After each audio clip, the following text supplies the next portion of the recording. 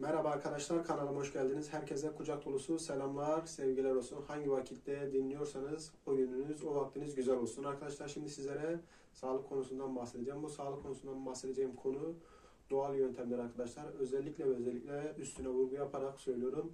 Kendi sağlık kontrollerinizi öncelikle doktorlarınıza kontrol yaptırarak gerekli incelemeler yaptırdıktan sonra benim anlatacağım şeyleri siz kendi kanaatinizce, kendi vücudunuzun kabul edip etmediğini bildiğiniz için bazı örnek veriyorum sizin için faydalı olan veya olmayan şeyleri siz daha çok kendiniz bilirsiniz. Bu yüzden uygulamadan önce kendiniz dikkatlice davranabilirsiniz arkadaşlar. Şimdi sizlerle anlatmak istediğim çok güzel bir konu var.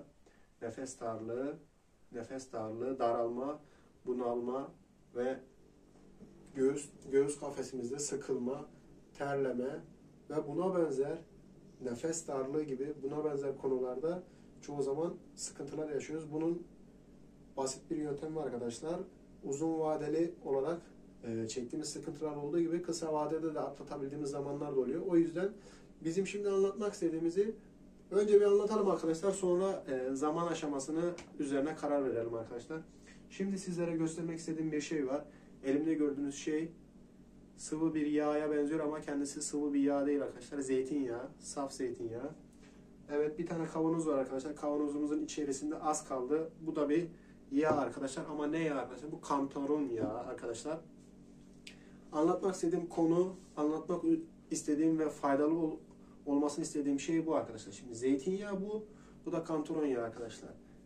Nefes darlığı, göğsünüzde daralma, sıkılma ve boğazınızda tıkanma varsa zeytinyağından da kullanmanız çok faydalı. Ancak ve ancak kantaron yağı, bunu uygulama şekli şu şekilde. Bunu nasıl uyguluyoruz? Göğüs kafesimizin üstüne, bayan olsun erkek olsun, çoluk çocuk yaşlı fark etmeksizin göğüs kafesimizin üzerine böyle elimizle, tabii ki üstümüzü çıkarttıktan sonra güzel bir şekilde böyle yağlıyoruz.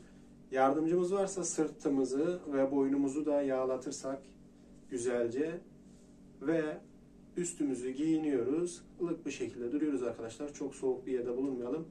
Güzelce böyle bunun faydasını görürüz. Ne zamana kadar görürüz bunu?